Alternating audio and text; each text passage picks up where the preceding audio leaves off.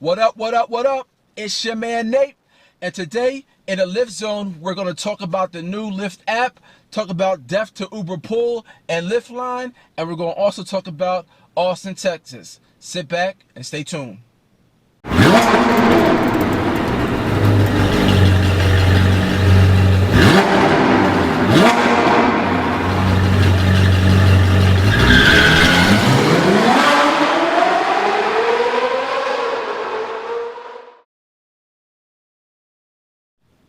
Welcome back, it's your man Nate, Lyft Zone. And first, what I want to talk about is I want to talk about the new Lyft app. The new Lyft app to me is just awesome, okay? One of the benefits that it has is that now you can see the hotspots before actually turning the app on, which is awesome. I think the design at the bottom where it gives you the earnings, it gives you your referrals, I think that's awesome. But one of the biggest things that I think is just very ingenious of them is that before the new app, what would happen is when you drove up to somebody's house or where you were picking them up at, what you needed to do is you can do one of two things. Either you called them and then pressed arrive, or you pressed arrive and then you call them. With this app, what you can do is you press arrive and then now it's giving them 5 minutes. Now it's giving them a countdown for them to come out. And I mean, you see the difference because we're kind of trained that if somebody gives us a countdown, now, okay, we're trying to get this in before the countdown. And I see people trying to come out where I'm not just waiting and waiting and waiting, man. So big up to Lyft. I think the new app is awesome, okay? Uber made some improvements to their app also. You can set your preference to them. A couple other things, man. But I think Uber just kind of knocked it out the ballpark with that new app. So everybody by now should have the new app. What else? And I'm parked, okay? So that's the reason why I don't have my seatbelt on, and I can look at my list of the things that I want to talk about. Some people made comments about that last time, but neither here nor there, okay? Death to Uber Pool and Lyft Line, man. Yo, as a driver, okay, this is still an awesome opportunity, and I'm gonna tell you why after I explain my reasons for saying death to Uber Pool, man. I really don't feel like this Uber Pool or Lyft Line is beneficial to the driver, okay? It gives us way less money, and it's just not, I mean, it gives us way less money. The idea, I understand the idea, okay? The idea is that, okay, if we lower the price, there'll be more people that take Uber or Lyft. If you're going to a destination, taking two people is going to kind of be like the same thing as taking one person at the regular price. So if I got two people at 50%, it's going to be the same thing as taking one person. In theory, I understand. But in actuality or in application, a lot of times you only get that one person that's going, okay? And without getting tips, Uber really needs to put the tip app or the tip, the tip thing in their application, man. Because doing Lyft Line, okay, and I said this in previous videos, but doing Lyft Line, yeah, it could be 25% less or 30% less, but now you have two opportunities to get tips, which kind of makes up for it, okay? But with Uber, you don't have that. So it really kind of hits drivers in between the eyes, okay? Now, how do you make up for it, man? How do you make up for it? Drivers, you got to have another hustle, okay? You got to have something else that you're doing that will translate into you networking in the car and you getting a stream of income another way, okay? The days of just doing ride sharing, I mean, it's the summer, you can get by, but if you trying to maximize your opportunity, if you're trying to maximize your time in the car with that other person, then you really need to be doing something else. And I'm talking to people that's looking to take their game to the next level, okay? To that person who's negative and ride sharing is really not work for them right now, so on and so forth. I'll probably bet you dollars to donuts that you haven't been listening to the tips that I've been giving. You're probably just driving around burning gas, okay? But if you listen to the tips, study this, because this is a craft. Like I said, you definitely can make money. But because of Uber Pool, we gotta as drivers raise our game to the next level. Okay, to the next level. And I'll give you an example. If you don't have a business or you don't have an opportunity, of course I have an opportunity for you, okay? I'm involved, and I'll just talk about this briefly, and the only reason I'm talking about it, okay, so people don't be on here like, oh, you trying to promote blah blah blah. The only reason I'm talking about is to give you an example, okay? Give you an example for those of you who maybe can't imagine, okay, well, what other business can I do on top of Lyft or Uber that would bring me some secondary income, okay? So, for example, I'm involved in a nutritional company, #1 nutritional company in the world, okay? So when I'm driving, I'm not soliciting, okay? But what I am doing is I'm talking to people, okay? So when somebody's in my car and I ask them, okay, what do you do? They ask me, okay, are you doing anything else? And when they ask me that, then I can mention that, yeah, I'm a health coach too, okay? I'm a health coach too, and I can help you lose weight and boost your energy. And then that gets the conversation going. I give them my card, and then either they're going on my website, or what they're doing is they're hitting me up, okay? Because they want to lose weight or they want more energy. This is a business that I can do on the side with Uber or Lyft.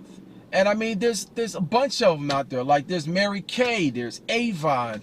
I mean, there's so many companies that you can do where when you're in the car talking with somebody, you can mention it, and because they're definitely mentioning their businesses, okay?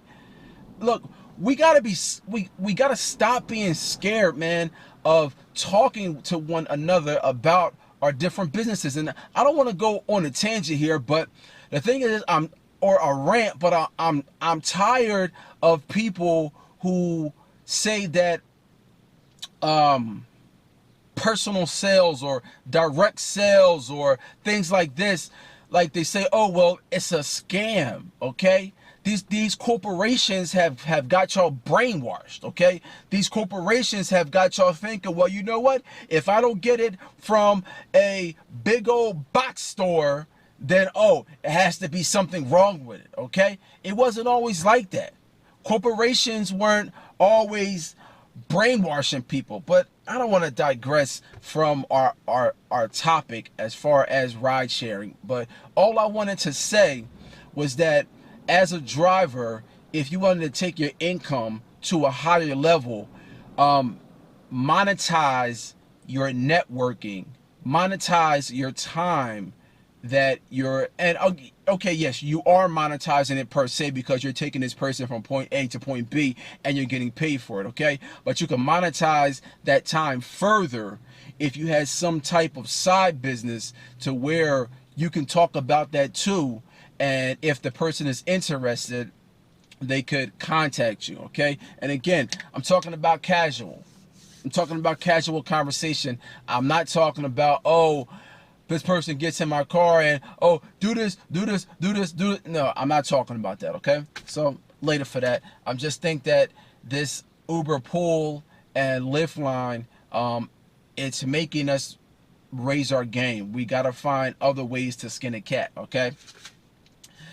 Next thing I want to talk about is this Austin deal, man. Austin, Texas, man. This stuff is hilarious, okay? Straight hilarious. And the thing about it is this is a warning to other cities, including Philadelphia. So for those of you who don't know, what happened Austin, Texas, is that Uber and Lyft pulled out. Uber and Lyft pulled out because Austin, Texas wanted to fingerprint the drivers. So Uber and Lyft pulled out. Okay. So what happened is that fostered a vacuum. So what happened is people went to Facebook. So there was Austin, Texas. I forgot what the name of the actual group is, but it's a group. And what happens now is when people left, what people will go in this Facebook group and do is say, okay, for example, in Philadelphia, I'm on Bridge and Pratt.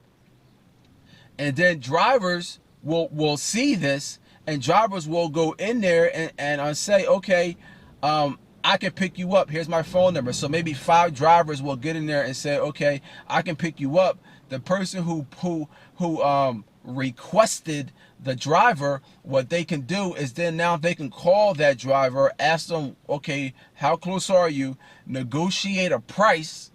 And then once they negotiate a price, then they come and get you. Now they're saying that, man, it's people who aren't even Lyft drivers who just going in there, okay, just going. So I understand what Austin, Texas was trying to do, okay, by doing a fingerprint to make people more safe, okay, but by putting the straw that breaks the camel's back, now they have a worse situation, man. They got a worse situation because now there's no regulation, man, no regulation. So now somebody comes in there, man, and they don't know who they getting. There's no type of background, okay, where they want to heighten background checks. Now there's no background checks, and that's not a better situation. So I don't know, man. I think the same thing I don't know if it would happen to Philadelphia, but Philly better get their act together. For those who don't know, Philly's operating on like a extended license because the government can't get it together with really the parking authority, okay? But the parking authority wants control over Lyft and Uber or ride sharing so they can get a piece of it, where the utility and the utility commission or whatever, who usually regulates something like ride and sharing, is like, no, we should regulate it. So I hope the same thing doesn't happen in Philadelphia. I mean, I know they got their gangsters in Austin, okay? So I'm not, but man, these cats in Philadelphia, man, you don't want them problems. You just don't want them problems, okay? So that's it, man. This video is 12 minutes. I really didn't want it to be that long. Quick sports report. This is after LeBron and them won. I really think Kyrie Irving should have got the MVP. I mean, LeBron's okay. He facilitated some stuff, man, but I really think the X-Factor, I think the most valuable player of that series was Kyrie Irving, man, because that boy balls. That boy straight balls. So, look, like the rest of us, man, we wait for this NFL season, so hurry up, NFL. I don't want to hear anything else about the Deflate Gate or whatever. Tom Brady need to stop crying, get on with his life. Roger Goodell, just leave that guy alone, man. I don't personally care for Tom Brady, but this is, I mean, we come bringing up the same old, man. Leave that stuff alone and let's move on. Look, shout out to all my drivers out there, man. If y'all want anything, if y'all need any other tips, let me know. If you don't know about ride sharing or you're looking at this for the first time, look, go in the description, click my link, and then sign up. Do the ride sharing till you get your bonus. Once you get your bonus, then you can decide whether this is something that you want to do or something that you do not want to do. And again, man, forget the excuses, man. Make adjustments, okay? Don't make excuses, make adjustments. Keep it positive, okay? Keep it positive, because you can sit up here and you can say, oh, well, this doesn't work and this is a scam or this is a scam. Well, working for 40 years for minimum wage or working for 30 years for minimum wage, just getting by, okay? Is that a scam? Corporate America owning your time, okay? Is that a scam? Anyway, I'm not going to go too long into it. It's your man, Philly Nate. And look, man, I will holler at y'all on the next the next what? Oh no. What I wanted to tell you guys is, look, man, if you feel like somebody can benefit from this, share this with them. Share this on Facebook. Shout it out on YouTube, and just like it, man. Like, share, and comment. It's your man Nate, Lift Zone. I holla at you.